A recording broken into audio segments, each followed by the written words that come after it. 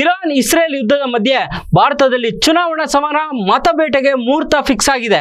ಕೇರಳ, ತಮಿಳುನಾಡು, ಪುದುಚೇರಿ, ಅಸ್ಸಾಂ, ಪಶ್ಚಿಮ ಬಂಗಾಳಕ್ಕೆ ಚುನಾವಣಾ ದಿನಾಂಕ ಘೋಷಣೆಯಾಗಿದೆ. ಕೇರಳದಲ್ಲಿ ಒಟ್ಟು 140 ಸ್ಥಾನಗಳಿಗೆ ಚುನಾವಣೆ ನಡೆಯುತ್ತೆ.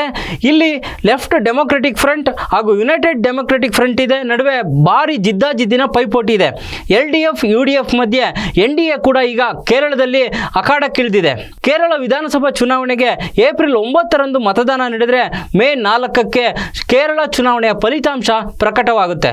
ಇನ್ನು ಕೇರಳ ಆಯಿತು. ಈಗ ತಮಿಳುನಾಡು ವಿಧಾನಸಭಾ ಚುನಾವಣೆಗೆ ಕೂಡ ಮೇ 4ಕ್ಕೆ ಚುನಾವಣಾ ಫಲಿತಾಂಶ ಇದೆ. ಏಪ್ರಿಲ್ 23ರಂದು ಮತದಾನ ನಡೆಯುತ್ತೆ. ತಮಿಳುನಾಡು ವಿಧಾನಸಭಾ ಚುನಾವಣೆಯಲ್ಲಿ ಪ್ರಮುಖವಾಗಿ DMK ಮತ್ತು AIDMK ಮಧ್ಯೆ ನೇರವಾದಂಥ ಪೈಪೋಟಿ ಇದೆ.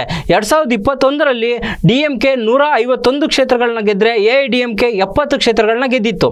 2026ರ ಚುನಾವಣೆಯಲ್ಲಿ DMK AIDMK ಜೊತೆಗೆ TVK ಪಕ್ಷ ಏನು ದಳಪತಿ ವಿಜಯ್ ಏನಿದ್ದಾರೆ ಅವರು ಸಿನಿಮಾದ ಬಿಟ್ಟು ಈಗ ಪೂರ್ಣ ಪ್ರಮಾಣದಲ್ಲಿ ಚುನಾವಣಾ ರಂಗಕ್ಕಿಳಿದಿದ್ದಾರೆ. ಹೀಗಾಗಿ ಈ ಸಲ ತ್ರಿಕೋನವಾದಂಥ ಫೈಟ್ ನಡೆದರೂ ಆಶ್ಚರ್ಯ ಇಲ್ಲ. ಹೀಗಾಗಿ DMK AIDMKಯ ಪ್ರತಿಷ್ಠೆಯ ಮಧ್ಯೆ TVK ಪಕ್ಷದ ವಿಜಯ್ ಅವರು ಯಾವ ರೀತಿ ಚುನಾವಣಾ ಫಲಿತಾಂಶದಲ್ಲಿ ಪ್ರದರ್ಶನ ಕೊಡ್ತಾರೆ, ಅವರ ಪಕ್ಷದ ಅಭ್ಯರ್ಥಿಗಳು ಎಷ್ಟು ಕ್ಷೇತ್ರಗಳನ್ನ ಗೆಲ್ಲೋದಕ್ಕೆ ಸಾಧ್ಯ ಆಗುತ್ತೆ ಅನ್ನೋದು ಈ ಬಾರಿಯ ಕುತೂಹಲ. ಇನ್ನು ಕೇರಳ, ತಮಿಳುನಾಡಿನ ಜೊತೆಗೆ ಅಸ್ಸಾಂ ರಾಜ್ಯದಲ್ಲೂ ಕೂಡ ವಿಧಾನಸಭಾ ಚುನಾವಣೆಗೆ ದಿನಾಂಕ ಘೋಷಣೆಯಾಗಿದೆ. ಏನು ಏಪ್ರಿಲ್ 9ಕ್ಕೆ ಅಸ್ಸಾಂ ವಿಧಾನಸಭಾ ಚುನಾವಣೆಯಲ್ಲಿ ಮತದಾನ ನಡೆದರೆ ಮೇ 4ನೇ ತಾರೀಕು ಚುನಾವಣಾ ಫಲಿತಾಂಶ ನಡೆಯುತ್ತೆ. ಅಸ್ಸಾಂ ಚುನಾವಣೆಯಲ್ಲಿ ಈ ಬಾರಿಯೂ ಕೂಡ BJP ಕಾಂಗ್ರೆಸ್ ನಡುವೆ ಜಿದ್ದಾಜಿದ್ದಿನ ಪೈಪೋಟಿ ಇದೆ. BJP ಕಾಂಗ್ರೆಸ್ನ ಮಧ್ಯೆ AIUDF ಕೂಡ ಪ್ರಬಲವಾದಂಥ ಪೈಪೋಟಿ ನೀಡುತ್ತೆ. ಈಗ BJP ಮತ್ತು ಕಾಂಗ್ರೆಸ್ ಏನು ರಾಷ್ಟ್ರೀಯ ಪಕ್ಷಗಳಲ್ಲಿ ಪ್ರಮುಖ ಎದುರಾಳಿಗಳು ಬದ್ಧವೈರಿಗಳಿದ್ದಾರೆ, ಅವರ ನಡುವೆ ಅಸ್ಸಾಂ ಚುನಾವಣಾ ಕಣದಲ್ಲಿ ಯಾರು ಗೆಲ್ತಾರೆ ಅನ್ನೋದು ತುಂಬಾ ಕುತೂಹಲದ ಕೇಂದ್ರ ಬಿಂದುವಾಗಿದೆ. ಅಸ್ಸಾಂ ಜೊತೆಗೆ ಪಶ್ಚಿಮ ಬಂಗಾಳ ವಿಧಾನಸಭಾ ಚುನಾವಣೆಗೂ ಕೂಡ ಈಗ ದಿನಾಂಕ ನಿಗದಿಯಾಗಿದೆ. ಪಶ್ಚಿಮ ಬಂಗಾಳದಲ್ಲಿ ಒಟ್ಟು 2 ಹಂತದಲ್ಲಿ ಚುನಾವಣೆ ನಡೆಯುತ್ತೆ. ಏಪ್ರಿಲ್ 23 ಮತ್ತು ಏಪ್ರಿಲ್ 29 2 ದಿನ ಕೂಡ ಪಶ್ಚಿಮ ಬಂಗಾಳದಲ್ಲಿ 2 ಹಂತದ ಮತದಾನ ನಡೆಯುತ್ತೆ. ಮೇ 4ರಂದು ಚುನಾವಣಾ ಫಲಿತಾಂಶ ಪಶ್ಚಿಮ ಬಂಗಾಳದಲ್ಲಿ ಪ್ರಕಟ ಆಗುತ್ತೆ. ಪ್ರಮುಖವಾಗಿ TMC ಮತ್ತು BJP ಮಧ್ಯೆ ಒಂದು ಟಫ್ ಫೈಟ್ ಇದೆ.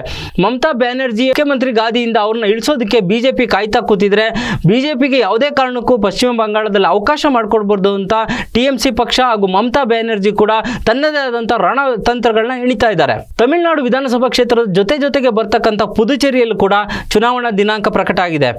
ಏಪ್ರಿಲ್ 9ನೇ ತಾರೀಕು ಪುದುಚೇರಿ ವಿಧಾನಸಭಾ ಚುನಾವಣೆಗೆ ಮತದಾನ ನಡೆದರೆ ಮೇ 4ರಂದು ಚುನಾವಣಾ ಫಲಿತಾಂಶ ಪ್ರಕಟ ಆಗುತ್ತೆ. ಪುದುಚೇರಿಯಲ್ಲಿ ಪ್ರಮುಖವಾಗಿ NDA ಮತ್ತು UPA ಮಧ್ಯೆ ಟಫ್ ಫೈಟ್ ಇರುತ್ತೆ. NDA ಮತ್ತು UPA ಮಧ್ಯೆ ಅದರ್ಸ್ ಕೂಡ ಮತ್ತು ಇತರರು ಕೂಡ ಇಲ್ಲಿ ಪ್ರಮುಖವಾದಂಥ ನಿರ್ಣಾಯಕ ಪಾತ್ರವನ್ನು ವಹಿಸ್ತಾರೆ. ಏಪ್ರಿಲ್ 9ನೇ ತಾರೀಕು ಪುದುಚೇರಿ ವಿಧಾನಸಭಾ ಚುನಾವಣೆಯಲ್ಲಿ ಮತದಾನ ನಡೆದರೆ ಮೇ 4ರಂದು ಫಲಿತಾಂಶ ಪ್ರಕಟ ಆಗುತ್ತೆ. ಕೇರಳ, ತಮಿಳುನಾಡು, ಅಸ್ಸಾಂ, ಪಶ್ಚಿಮ ಬಂಗಾಳ, ಪುದುಚೇರಿ ಈ 5 ರಾಜ್ಯಗಳ ಜೊತೆಗೆ ಕರ್ನಾಟಕದ ಉಪಚುನಾವಣಾ ಕ್ಷೇತ್ರಗಳ 2 ಉಪಚುನಾವಣಾ ಕ್ಷೇತ್ರದಲ್ಲೂ ಕೂಡ ಚುನಾವಣೆಗೆ ದಿನಾಂಕ ನಿಗದಿಯಾಗಿದೆ. ಬಾಗಲಕೋಟೆ, ದಾವಣಗೆರೆ ದಕ್ಷಿಣ ವಿಧಾನಸಭಾ ಕ್ಷೇತ್ರದಲ್ಲಿ ಏಪ್ರಿಲ್ 9ಕ್ಕೆ ಮತದಾನ ನಡೀತಾ ಇದೆ. ಮೇ 4ನೇ ತಾರೀಕು ಚುನಾವಣಾ ಫಲಿತಾಂಶ ಪ್ರಕಟವಾಗುತ್ತೆ. ಬಾಗಲಕೋಟೆಯಲ್ಲಿ ಏನು HY ಮೇಟಿ ಮಾಜಿ ಶಾಸಕರಾದಂಥ HY ಮೇಟಿ ಅವರ ನಿಧನದಿಂದ ಬಾಗಲಕೋಟೆ ವಿಧಾನಸಭಾ ಕ್ಷೇತ್ರ ತೆರವಾಗಿದ್ರೆ, ದಾವಣಗೆರೆ ದಕ್ಷಿಣದಲ್ಲಿ ಶಾಮನೂರು ಶಿವಶಂಕರಪ್ಪ ಅವರ ಅಕಾಲಿಕ ನಿಧನದಿಂದ ದಾವಣಗೆರೆ ದಕ್ಷಿಣ ವಿಧಾನಸಭಾ ಕ್ಷೇತ್ರ ತೆರವಾಗಿದೆ.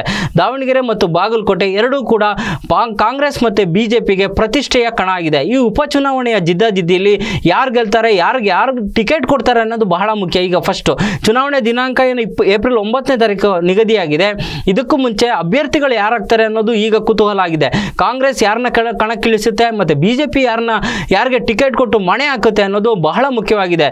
ಒಟ್ಟಿನಲ್ಲಿ ಬಾಗಲಕೋಟೆ, ದಾವಣಗೆರೆ ದಕ್ಷಿಣ ವಿಧಾನಸಭಾ ಕ್ಷೇತ್ರದಲ್ಲಿ ಯಾರು ಶಾಸಕರಾಗ್ತಾರೆ ಅನ್ನೋದು ಮೇ 4ನೇ ತಾರೀಕು ನಿರ್ಧಾರ ಆಗುತ್ತೆ. ಮೇ 4 ಕೇವಲ 5 ರಾಜ್ಯಗಳು ಮತ್ತು ಉಪಚುನಾವಣೆಯಲ್ಲಿ ಯಾರು ಗೆಲ್ತಾರೆ, ಯಾರು ಸೋಲ್ತಾರೆ ಅನ್ನೋದು ಅಷ್ಟೇ ನಿರ್ಧಾರ ಆಗಲ್ಲ. ಕಾಂಗ್ರೆಸ್ ಪಕ್ಷದ ಭವಿಷ್ಯ ಹಾಗೂ BJP ಪಕ್ಷದ ತಾಕತ್ತು ಹಾಗೆ ಇತರೆ ಉಳಿದ ಎಲ್ಲ ಪಕ್ಷಗಳ ನಾಯಕರ ಭವಿಷ್ಯ ಕೂಡ ಮೇ 4ರಂದು ನಿರ್ಧಾರ ಆಗ್ತಾ ಇದೆ.